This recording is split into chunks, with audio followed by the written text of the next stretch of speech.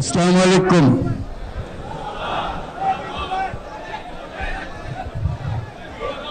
ঈদ মুবারক।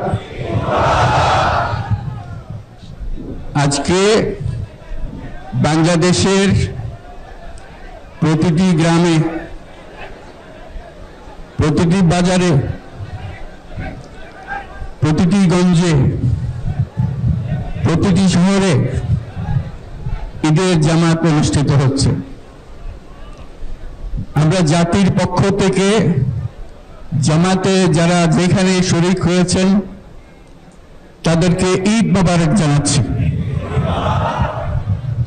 একটু জোরে বলেন, তারা যেন সবাই শুনতে পায়। যারা ঈদের জামাতে শরীক হবার সুযোগ পাননি তাদেরকেও আমরা ঈদ মোবারক জানাচ্ছি, সেটাও জোরে ঈদ মোবারক দেন। আমাদের মা বোনেরা, মহিলারা যারা ঘরে আছেন তাদেরকেও আমরা জাতির পক্ষ থেকে ঈদ মোবারক জানাচ্ছি।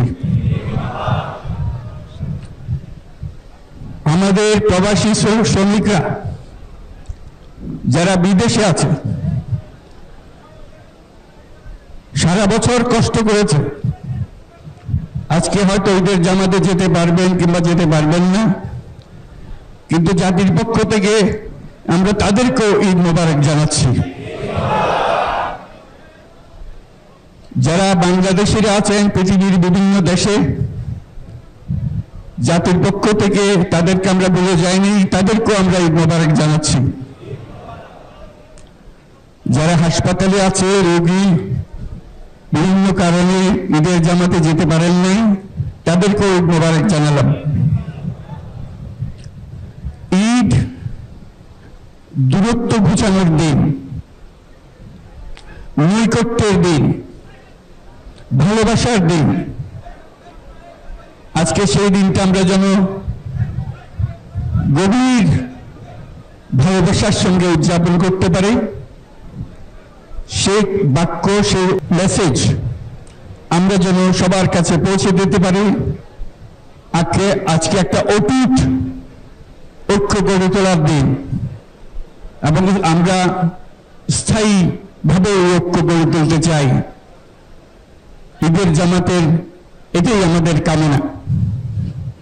আজকে মোনাজাত হবে, মোনাজাতে আমরা অবশ্যই যেন স্মরণ করি, আল্লাহর কাছে প্রার্থনা করি আমাদের এই নতুন বাংলাদেশ গড়ার যারা সুযোগ দিয়েছে, যে বীর সন্তানরা আত্মাহুতি দিয়েছে, আল্লাহ যেন তাদের রূহের মাগফিরাত দেন, তাদের শান্তি দেন। আমরা তাদের মোনাজাতে সেটা যেন আমরা অংশ রাখি। আর মোনাজাতে যারা আহত হয়েছেন, যারা স্বাভাবিক জীবন থেকে বিচ্যুত হয়ে গেছে, এই দেশের জন্য নিজেদের স্বাভাবিক জীবন ত্যাগ করতে যারা বাধ্য হয়েছে, তাদের স্বাভাবিক জীবন যাপনের ক্ষমতা দেওয়ার জন্য, রোগমুক্তির জন্য আল্লাহর কাছে যেন আমরা প্রার্থনা করি। আজকের দিনে আমরা প্রার্থনা করি, যেই নৈকট্য আজকের দিনে আমরা শুরু করলাম, এই নৈকট্য এবং এই ঐক্য জাতির জন্য যেন স্থায়ী হয়, আমরা যেন একটা ঐক্যবদ্ধ জাতি হিসেবে সামনে এগিয়ে যেতে পারি। যারা আত্মত্যাগ করেছেন, যারা নতুন বাংলাদেশের স্বপ্ন বাস্তবায়ন করার জন্য নিজের আত্মাহুতি দিয়েছেন, বেঁচে থাকলেও স্বাভাবিক জীবন যাপন করতে পারছেন না, তাদের স্মরণে আমরা যেন মোনাজাত করি আল্লাহর কাছে। আমরা অবশ্যই সেই স্বপ্ন বাস্তবায়ন করব। শত বাধা সত্ত্বেও, যত বাধাই আসুক, আমরা ঐক্যবদ্ধ জাতি হিসেবে এই নতুন বাংলাদেশ গঠন করব ইনশাআল্লাহ। এই মোনাজাতটা আপনারা সবাই মিলে একসঙ্গে করবেন।